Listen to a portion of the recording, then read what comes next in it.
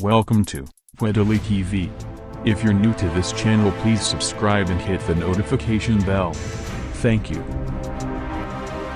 The list of 11 countries that hold the most gold in their reserves has remained mostly unchanged over the last few years. Flip through this slideshow to discover which central banks value the yellow metal the most. 11. Netherlands. 612.5 tons. The Dutch Central Bank announced that it will be moving its gold vaults from Amsterdam to Camp New Amsterdam, about an hour outside the city, citing burdensome security measures of its current location. As many others have pointed out, this seems odd, given that the bank fairly recently repatriated a large amount of its gold from the United States. Number 10. India. 618.2 tons. It's no surprise that the Bank of India has one of the largest stores of gold in the world. The South Asian country, home to 1.25 billion people, is the second largest consumer of the precious metal, and is one of the most reliable drivers of global demand. India's festival and wedding season, which runs from October to December, has historically been a huge boon to gold's love trade. Number 9. Japan. 765.2 tons. Japan, the world's third largest economy, is also the largest hoarder of the yellow metal. Its central bank has been one of the most aggressive practitioners of quantitative easing. In January 2016, it lowered interest rates below zero, which has helped fuel demand for gold around the world. Number 8. Switzerland. 1,040.0 tons. In 8th place is Switzerland, which actually has the world's largest reserves of gold per capita. During World War II, the neutral country became the center of the gold trade in Europe, making transactions with both the Allies and Axis powers. Today, much of its gold trading is done with Hong Kong and China. Number 7. China. 1,936.5 tons. In the summer of 2015, the People's Bank of China began sharing its gold purchasing activity on a monthly basis for the first time since 2009. Although China comes in 7th for most gold held, the yellow metal accounts for only a small percentage of its overall reserves, a mere 2.8%, the lowest of the top 10 central banks with the most gold. China has actually been on a gold buying spree since December 2018, buying almost 100 tons from then through August. Number 6. Russia. 2,219.2 tons. The Russian Central Bank has been the largest buyer of gold for the past 7 years and overtook China in 2018 to have the 6th largest reserves. In 2017, Russia bought 224 tons of bullion in an effort to diversify away from the US dollar, as its relationship with the West has grown chilly since the annexation of the Crimean Peninsula in mid-2014. To raise the cash for these purchases, Russia sold a huge percentage of its U.S. treasuries. Number 5. France. 2,436.1 tons. France's central bank has sold little of its gold over the past several years, and there are calls to halt it altogether. Marine Le Pen, president of the country's far-right National Front Party, has led the charge not only to put a freeze on selling the nation's gold but also to repatriate the entire amount from foreign vaults. Number 4. Italy. 2,451.8 tons. Italy has likewise maintained the size of its reserves over the years, and it has support from European Central Bank, ECB, President Mario Draghi.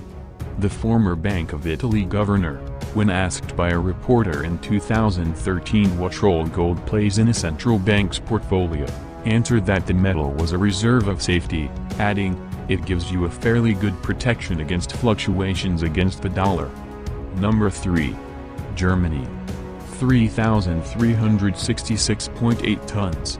In 2017, Germany completed a 4-year repatriation operation to move a total of 674 tons of gold from the Banque de France and the Federal Reserve Bank of New York back to its own vaults. First announced in 2013, the move was expected to take until 2020 to complete.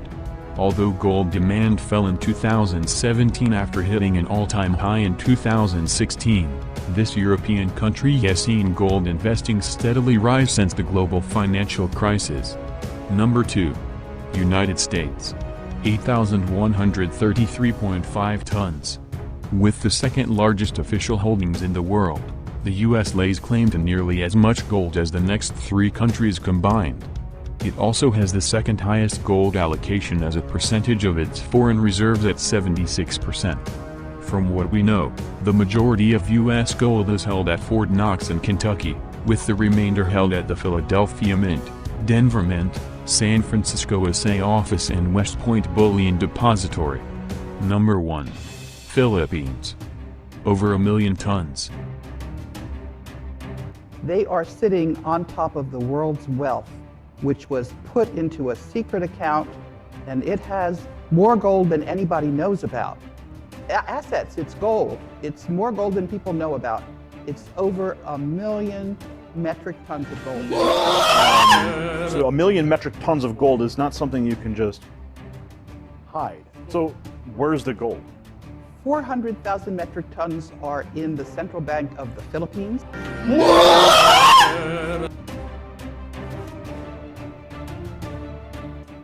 There's over 200,000 metric tons in Union Bank of Switzerland, and some of that gold is buried securely in the Philippines as well. Some of it is held in various banks, but the bulk of it is in the Philippines.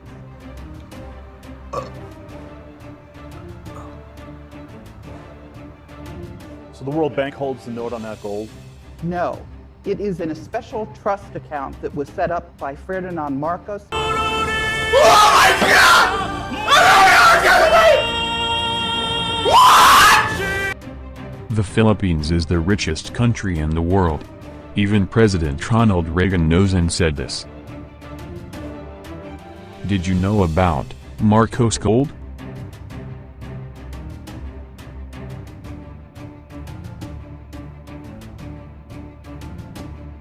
In 1930, Europe was in a depression and Germany was financially bankrupt. An unknown party leader promised the German people that he could create jobs and boost its economy. The Germans dared him and put him in power. His name is Adolf Hitler. In June 1933, the Vatican and Hitler, a Roman Catholic, signed a Concordat for mutual protection and enhancement. Shortly after that, Hitler was loaded with money. He built a massive army and manufactured weapons for war. Then Hitler took Poland. Before 1918, there was no Poland. That land was part of Germany and used as a buffer zone to separate Germany from Russia. But when Hitler reclaimed it, England declared war on Germany.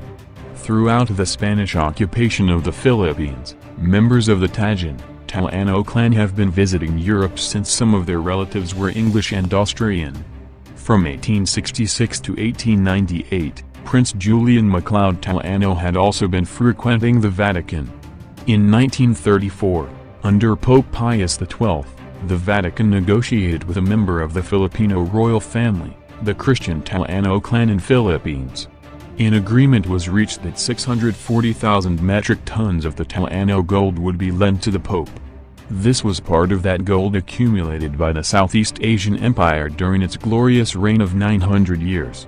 In 1939, 2 members of the Talano family and a Roman Catholic priest, Father José Antonio Diaz, brought the gold from Cotacinabaldo, Salga, to the Vatican. After doing this, Father Diaz went back to the Philippines and resided in Cabanatuan City. After World War II, he facilitated the safe return of the 640,000 metric tons of gold from the Vatican to the Philippines. A lease agreement was made between the Talano clan and the Philippines government. A total of 617,500 metric tons of gold was deposited in the newly installed Central Bank of the Philippines to comply with its requirement for gold reserve. Under the terms of the contract, the central bank became the holder of that gold. That lease agreement will expire in the year 2005. Having gained the trust and confidence of Father Diaz, the Talano clan made him the main negotiator and trustee of their gold. Father Diaz, in turn, hired the services of attorney Ferdinand de Marcos, then a highly recommended brilliant young lawyer having attained notoriety when he successfully defended himself in a Nalondasan case in 1939. The Tilano clan paid commission to Father Diaz and attorney Marcos in gold, 30% from the principal of 640,000 metric tons. In 1949, the two richest men in the world were Father José Antonio Diaz and attorney Ferdinand de Marcos. Between the two of them they legitimately earned and owned 192,000 metric tons of gold. Ferdinand Marcos withdrew their share of the gold from the central bank and minted it. Sometime later, Father Diaz and Marcos brought their gold to Switzerland, in the Swiss Bank Corporation in Zurich. The remaining 400,000 metric tons of Tilano gold is in the third-floor basement of the central bank minting plant in East Avenue, Quezon City, Philippines. There are 950,000 metric tons of gold, declared missing in the International Court of Justice, picked up by Yamashita from its European ally, Hitler. Another 250,000 tons of the Japanese loot around Southeast Asia are both now in the Philippines. This country then became the holder of 1.6 million metric tons of gold bars. Some of the Yamashita gold buried in the Philippines has been found, but the bulk of it is still buried to this day. And even now, thousands are secretly digging for it, including Japanese treasure hunters. The Wall Street Journal in its November 15, 1985 issue wrote that 2/3 of all gold in the world is in the Philippines. 1/3 is divided among the rest of the countries in the world. Very few Filipinos know this. In the 70s and 80s, blood money from the Roman Catholic Church, channeled into the Philippines via the Vatican Bank and another foreign power, fueled the flames of dissension in the countryside and on the streets of Manila. A concerted church and foreign civil destabilization, demolition campaign was waged against Marcos. All that gold in the hands of one man like Marcos was a threat to those who have been used for so long with so much money and power. Marcos became too powerful and would not toe the line of the two established power in the world, the Vatican and the Trilateral Commission, USA, Germany, Japan. But Marcos was no lapdog to any foreign power. In his grand plan, Marcos wanted to re-establish the former grandeur of the Philippines and the whole region of Southeast Asia, the former Malayan Empire. In June 1983, Marcos appeared before the first world leaders in Toronto. He announced his plan to boost the economy of the Southeast Asian region by creating the Asian dollar. This would be backed up by the 400,000 metric tons of gold in the Central Bank of the Philippines and the other gold he scattered around the region. He would also add to this his own personal 192,000 metric tons in Switzerland. This Asian dollar, backed up by the 2/3 of all the gold in the world that was in the Philippines, would have made the Philippines money more valuable and stronger than the American dollar. This was his vision to raise Southeast Asia to be at par with the rest of the first world countries. When Father José Antonio Diaz, alias Severino Sandaromana, died in 1974, all that 30% commission in gold became legendary Marcos gold. After providing for his family in Marcos' letter of instruction, the whole wealth derived from this was supposed to be given to the Filipino people. This was the Marcos wealth that some politicians and churchmen kept on saying was the ill-gotten Marcos wealth that until today is in Marcos' secret accounts.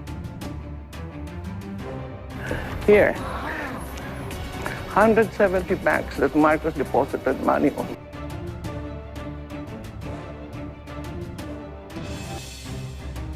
Just to show you the bill of lading, how much is $240 million.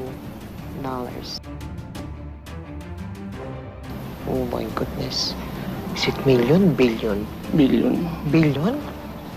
240 billion?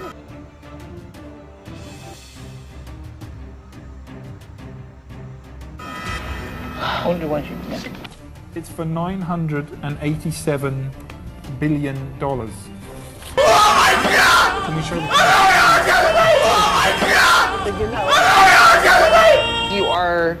You are rich beyond compare. No, this will save the world. The world. So, Mrs. Marcos, are you saying you're open to giving some or an amount of this one to the country, to the Filipinos. Not only the Philippines, but the world.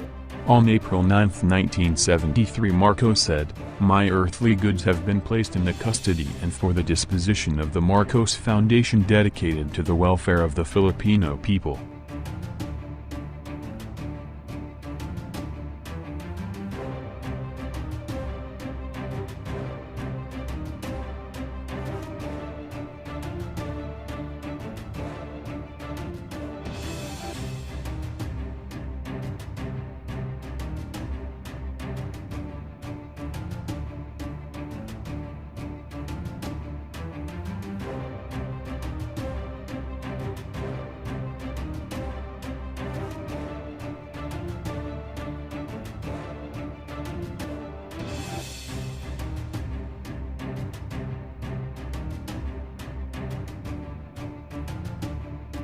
During a talk show in the U.S. TV, the week following the bombing of the New York Twin Towers, President George Bush was asked this question: which is the richest country in the world today? With a smile he said, "The Philippines." Is it real? You decide. Leave a comment down below. Thanks for watching. I hope you like this video.